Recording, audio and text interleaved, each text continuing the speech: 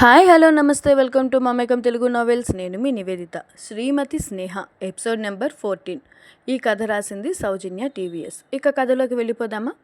Visa వచ్చేసింది, passport అన్నీ రెడీగా ఉన్నాయి. కంపెనీ నుంచి సెండ్ ఆఫ్ కూడా తీసుకుంది.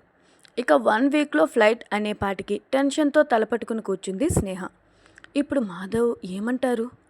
ఈ విషయం తెలిస్తే నేను రావటం లేదంటే తను ఎలా ఫీల్ అవుతారు అనే ఆలోచనలతో తన భర్త దగ్గరికి వెళ్తున్నా అన్న హడావిడిలో, అంతకంటే ముఖ్యంగా పిచ్చ సంతోషంలో 1 వీక్ నుండి తన కొత్త సంసారం ఎలా ఉండబోతోంది, దానికి తగిన షాపింగ్ చేస్తూ సామాను కొంటూ మనిషి జీవనానికి అత్యవసరమైన ముఖ్యమైన ఆహారం నిద్ర అనేవి కూడా మర్చిపోయింది పాపం మన స్నేహ పాప. దాని పర్యవసానమే కళ్ళు తిరిగి పడిపోవడం. వెంటనే ఇంట్లో వాళ్ళు టెన్షన్తో డాక్టర్ని పిలిస్తే ఆమె ఫుల్గా చెక్ చేసి శుభవార్తతో పాటు తను చాలా వీక్గా ఉంది, తనకి ఫుల్ రెస్ట్ అవసరం, అలానే రేపు హాస్పిటల్కి తీసుకువస్తే ఒకసారి చెక్ చెయ్యాలి, బేబీ కండిషన్ తన కండిషన్ అని చెప్పి స్నేహకి గ్రిప్స్ పెట్టి వెళ్ళిపోయింది. ఒక సిస్టర్ నుంచే వెళ్ళిందిలేండి మన డాక్టర్ అమ్మ. ఎస్, మీ గెస్ కరెక్ట్. మీ అందరికీ బోల్డ్ చాక్లెట్స్. అదేంటి అంటే మన స్నేహ ప్రెగ్నెంట్. అదే విషయం ప్రస్తుతం స్నేహకి తెలిసిపోయింది. కాసేపటికి స్నేహకి మెలకు వచ్చింది. వెంటనే విషయం విన్నా తన సంతోషానికి అవధులు లేకుండా పోయాయి. ఆ హ్యాపీనెస్లో హ్యాపీ టీయర్స్ కూడా వచ్చేసాయి పాపం. వెంటనే మెరుపు వేగంతో ఈ విషయం మాధవ్కి చెప్పరా అని అడిగింది. ఇంకా లేదు స్నేహ, నీ సంగతి మాకు తెలుసుగా, సో నువ్వు చెప్తావో మేము చెప్పినా నీకు ఓకేనో తెలియదు కదా, ఈ డౌట్తోనే ఆగాం అన్న శివగారి మాటలకు అమ్మయ్యా ఇంకా ఎక్కడ చెప్పేశారు అని టెన్స్ అయ్యా. ఈ గుడ్ న్యూస్ స్వయంగా నాకు నేనుగా చెప్పాలి, అది కూడా ఇప్పుడు కాదు, డైరెక్ట్గా తన దగ్గరికి వెళ్ళినప్పుడే చెప్పాలి. తన కళ్ళల్లో సంతోషం నేను స్వయంగా చూడాలి అని మురిసిపోతూ అప్పటి సీన్ అంటే ఒకవేళ తను మాధవ్ దగ్గరికి వెళ్ళి ఈ విషయం చెప్తే మాధవ్ రియాక్షన్ ఎలా ఉంటుందా అని ఆలోచిస్తూ సిగ్గుల మొగ్గ అయిపోయింది మన స్నేహ పాప. ఇక ఆ రోజు మొత్తం సంబరాలతోనే గడిచిపోయింది. మాధవ్ ఫోన్ చేస్తే తెగ సంతోషం, ఆరాటం, బిడియం, ఆదుర్ద, టెన్షన్, షివరింగ్ పడిపోతోంది తప్ప సరిగా ఒక్క మాట కూడా మాట్లాడటం లేదు. ఏదో తేడా కొట్టి అంతా నార్మల్గానే ఉంది కదా స్నేహ అంటూ వెంటనే వీడియో కాల్ ఆన్ చేశాడు మాధవ్. హా, ఆల్ డన్, హ్యాపీ హ్యాపీ అంది స్నేహ ముక్తసరిగా. ఏమైంది నీకు? బాగా వీక్గా మాటలు వస్తున్నాయి, అలానే టెన్షన్గా కనిపిస్తున్నావు. ఇంకా ఏదో సంథింగ్ లేదు గంతింగ్ లేదు. మీ దగ్గరికి వస్తున్నాగా ఆ సంతోషం, ఇంకా అందరినీ విడిచిపెట్టేసి అంత దూరం, అది కూడా ఒక్కదాన్నే రావాలి కదా, ఆ బాధ అన్నీ కలిపి ఇలా ఉన్నాను, అంతే అంతే అంది స్నేహ. నిజంగా అంతేనా అన్నాడు కాస్త డౌట్ఫుల్గా. హా, నిజంగా అంతే అంటూ మాటలు తమాయించింది స్నేహ. నువ్వు వస్తున్నది నీ భర్త దగ్గరికి స్నేహ, అంటే నీ సామ్రాజ్యంలోకి. దానికి టెన్షన్ ఎందుకు? రోజు వీడియో కాల్ మాట్లాడొచ్చు, మీ అమ్మా నాన్నల్ని మిస్ అయ్యాననే బాధే ఉండదు. అర్థమైందా? అంతేలే అంది స్నేహ. అంతేనా? క్వశ్చన్ మార్క్ ఫేస్తో అడిగాడు మాధవ్. హా, అంతే అంతే అన్నాను కదా అంటూ సమాధానమిస్తున్న స్నేహలో ఏదో మార్పు కనిపెట్టాడు. కళ్ళు తిరిగి పడిపోయావని ఇంట్లో వాళ్ళు చెప్పారు, అసలేం జరిగింది అంటూ పాయింట్కి వచ్చేశాడు మాధవ్. అబ్బా, చెప్పేశారా అంటూ సాగదీస్తున్న స్నేహతో నువ్వు చెప్పకపోతే తెలియదు అనుకుంటున్నావా అని కాస్త సీరియస్ అయ్యాడు. అలానే ఫుడ్ తినకుండా కంటి నిండా నిద్ర లేకుండా ఏం సాధిద్దాం అని కాస్త బేస్ వాయిస్లో అడిగిన అతని ప్రశ్నకు కొంచెం జంకిన తరువాత అతని ప్రేమ ఆ మాటల్లో తెలుస్తూ ఉంటే హ్యాపీగా ఫీల్ అయ్యి మీ దగ్గరికి వస్తున్నా అన్న ఆ సంతోషంలో అవేం గుర్తుకు రాలేదు, పైగా వాటి అవసరం కూడా రాలేదు.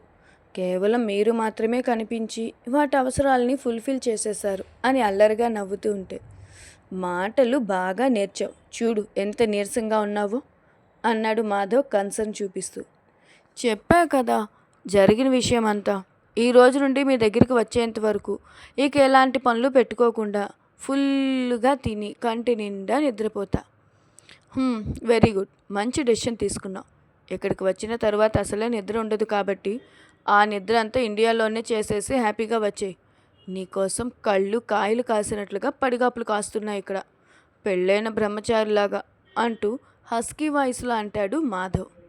ఛీ! పొండి మాధవ్ అని సిగ్గుపడింది స్నేహ. అయ్యో రామా! నిజమే కదా! నీ కోసం, నీ ప్రెజెన్స్ కోసం ఇంతలా వెయిట్ చేస్తున్నాను. అసలు నీకు అర్థమవుతుందా బేబీ? అంటూ చాలా స్లో వాయిస్‌లో అడిగాడు. అబ్బో! కొత్తగా బేబీ కూడా వచ్చి చేరిందే మాటల్లో అయ్యగారికి అంటూ నవ్వింది స్నేహ. ఏదో సరదాగా అన్నానులే. 2 క్షణాల మౌనం తరువాత స్నేహ అంటూ ఆర్తిగా పిలిచేసరికి హా చెప్పండి మాధవ్ అంది స్నేహ. ప్లీజ్ రా, హెల్త్ నెగ్లెక్ట్ చేయకు. చాలా కేర్ఫుల్గా ఉండు. ఇక్కడికి వచ్చేంత వరకు ఎలాంటి పిచ్చి పనులు చేసి హెల్త్కి సంబంధించిన ఏ విషయం కూడా స్కిప్ చేయకు. ఇక్కడికి వచ్చిన తర్వాత మొత్తం నేనే స్వయంగా చూసుకుంటాను. అంతవరకు నీ గురించి నువ్వు పట్టించుకోవా? I miss you so much రా. మిస్ యూ టూ మాధవ్ అంటూ ఫోన్లోనే పప్పి ఇచ్చింది స్నేహ. మరి కాసేపు ఇద్దరి ముచ్చట్లు అయిన తరువాత మళ్ళీ మళ్ళీ జాగ్రత్తలు చెప్పి ఫోన్ పెట్టేశాడు మాధవ్. ఆ ఫోన్ వైపే చూస్తూ సంతోషంగా నవ్వుకుంది స్నేహ. ముందు రోజు వచ్చి చెక్ చేసిన డాక్టర్ చెప్పినట్టుగానే ఉదయాన్నే ఉత్సాహంగా రెడీ అయి శివ, జానకి గారులతో కలిసి హాస్పిటల్కి బయలుదేరింది స్నేహ. తను అన్ని చెకప్లు చేసిన తరువాత బేబీ చాలా వీక్గా ఉంది. అలాగే నీ హెల్త్ కూడా చాలా వీక్గా ఉంది.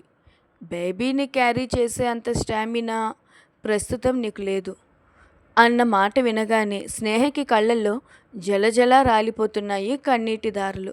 ఎంతైనా తల్లి కాబోతోంది కదా, బేబీ గురించి ఆ మాత్రం కన్సర్న్ ఉండక తప్పదు. అయ్యో స్నేహ, డోంట్ బీ ప్యానిక్.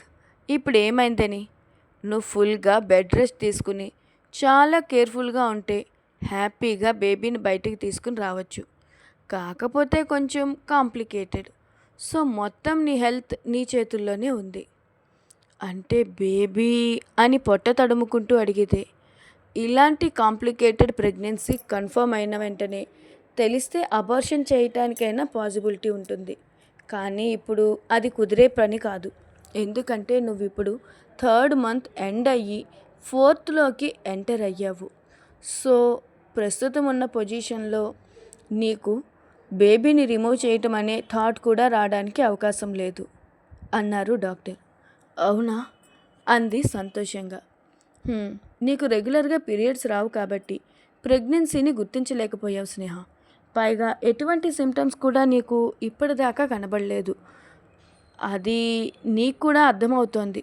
సో ఇప్పుడు మనం ఏం చేయటానికి పాసిబిలిటీ ఉండదు. ఏం చేసినా నీ ప్రాణాలకే ప్రమాదం. మొత్తం భగవంతుడి మీదే భారం వేసి నువ్వు చాలా కేర్ఫుల్గా ఉండాలి. ఫుడ్ మాత్రం టైం టు టైం తిని ఫుల్గా బెడ్ రెస్ట్ తీసుకుని హెల్దీగా అండ్ యాక్టివ్గా ఉండాలి. అప్పుడే నీ బేబీ కూడా నీ అంత యాక్టివ్గా వస్తుంది బయటికి అంటున్న డాక్టర్తో, మ్యామ్ మరి 1 వీక్లో నా యూఎస్ ప్రయాణం ఉంది. పోస్ట్పోన్ చేసుకో స్నేహ. ఆఫ్టర్ డెలివరీ నీ ఇష్టం, బట్ బిఫోర్ డెలివరీ చాలా కష్టమ్మా అన్నారు డాక్టర్. ఇక ఏం మాట్లాడలేక సైలెంట్ అయిపోతుంది స్నేహ. ఒక పక్క వాళ్ళ ప్రేమకు ప్రతిరూపం తన పొట్టలో పడింది అన్న సంతోషం, ఇంకో పక్క తన ప్రాణానికి ప్రాణమైన భర్త దగ్గరికి వెళ్ళలేకపోతున్నానే అనే బాధ. రెండిటి మధ్య సతమతమవుతోంది పాపం స్నేహ. శివగారు ఇంకా జానకి డాక్టర్తో మాట్లాడి ఆమెను ఎలా చూసుకోవాలి, ఏ మెడిసిన్స్ ఇవ్వాలి, ఎటువంటి ఫుడ్ పెట్టాలి అనేది పూర్తిగా తెలుసుకుంటున్నారు. ఎవ్రీ మంత్ తనకి ఇంజెక్షన్ చేయించాలి. అలా అయితే బేబీ గ్రోత్ చాలా బాగుంటుంది. అలాగే స్నేహ హెల్త్ కూడా. ప్రజెంట్ తను పర్ఫెక్ట్గా లేదు హెల్త్ పరంగా. సో తనని ఇంకాస్త కేర్ఫుల్గా చూసుకోవాలి. డాక్టర్, కొంచెం కష్టమైన స్నేహకి రిస్క్ అంటే మాత్రం అబార్షన్ ట్రై చేద్దాం అంటూ భయంగా బాధగా అడిగారు శివ. నో, అలా ఏం లేదు శివగారు. తను పర్ఫెక్ట్లీ ఆల్ రైట్. బట్ కొంచెం స్ట్రెస్ ఫీల్ అయ్యి ఫుడ్ సరిగ్గా ఈ మధ్య తినకపోవటం వల్ల తన బాడీ చాలా వీక్గా ఉంది. అలానే తను కాస్త ఒబేసిటీ పర్సన్ కదా, దట్టు బేబీని క్యారీ చేస్తోంది కదా. సో కాస్త డెలికేట్ అవుతుంది బాడీ. అందుకే ముందస్తు జాగ్రత్తలు తీసుకునేది. పిల్లలు పుట్టడంలో తనకి ఎలాంటి ప్రాబ్లం లేదు, కానీ తన పర్సనాలిటీకి, తన బాడీ సిచ్యువేషన్కి నార్మల్ లేడీస్ కన్నా కొంచెం కేర్ఫుల్గా ఉండాలి అంతే. అంతకు మించి ఇందులో భయపడాల్సింది ఇంకేం లేదు. ఎవ్రీ మంత్ చెకప్కి తీసుకురండి. అలానే మర్చిపోకుండా ఇంజెక్షన్ చేయించండి. ఇక మెడిసిన్స్ అన్నీ రెగ్యులర్గా వాడండి. తనకి ఫుడ్ డైట్ విషయంలో మాత్రం ఎలాంటి రిస్క్ తీసుకోవద్దు. ఫుల్ హైజీనిక్ ఫుడ్ మాత్రమే పెట్టండి అని అన్ని విషయాలు చెప్పి వాళ్ళు కూడా క్లియర్గా తెలుసుకున్న తరువాత స్నేహలో కూడా పూర్తిగా ధైర్యాన్ని నింపి పంపించారు డాక్టర్. తను వాళ్ళ ఫ్యామిలీ డాక్టర్ అవ్వడంతో అంత ఫ్రీగా మాట్లాడగలిగారు అన్ని విషయాలు. ప్రెగ్నెన్సీ కన్ఫర్మ్ అయింది అన్నదైతే చాలా సంతోషపడే విషయమే.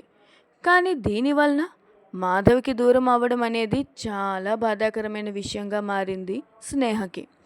3 నెలల విరహానికే తట్టుకోలేకపోతే ఏకంగా ఇంకా సంవత్సర కాలం పాటు దూరంగా ఉండాలి. అదే పాపం స్నేహమదిని దొల్చేస్తోంది పురుగులాగా. చిట్టి కన్నా, ఇప్పుడు వచ్చావు అమ్మ బొజ్జులోకి. అదేదో ఇంకొక 10 రోజుల తర్వాత నువ్వు నా బొజ్జులో ఉన్నావన్న విషయం తెలిస్తే నేను నాన్న కలిసి ఎంత సంతోషించేవాళ్ళము చెప్పు. ఇప్పుడు సంతోషం లేదని కాదు సుమా అని తెగ ఫీల్ అయిపోతూ, మీ నాన్నకి చెప్తే ఎలా తీసుకుంటారు అని భయంగా ఉందిరా అంటూ బొజ్జకే తన ముద్దుల్ని కురిపిస్తూ తన బేబీతో మాటలు మొదలుపెట్టింది స్నేహ. రోజంతా అయిపోయినా స్నేహ నుంచి కాల్ రాకపోయేసరికి టెన్షన్ పట్టుకుంది మాధవ్కి. ముందు రోజు నార్మల్గా మాట్లాడిన స్నేహ ఈరోజు మాత్రం ఎందుకు ఫోన్ చేయలేదు అనే టెన్షన్తో తలబద్దలు కొట్టుకుంటున్నాడు. అదండి ఈరోజు ఎపిసోడ్. విన్నారు కదా. మళ్ళీ రేపటి ఇంట్రెస్టింగ్ అండ్ ఫ్రెష్ ఎపిసోడ్తో మీ ముందుంటాను. Until then keep smiling. Bye bye. మీ నివేదిత ఆదిత్య.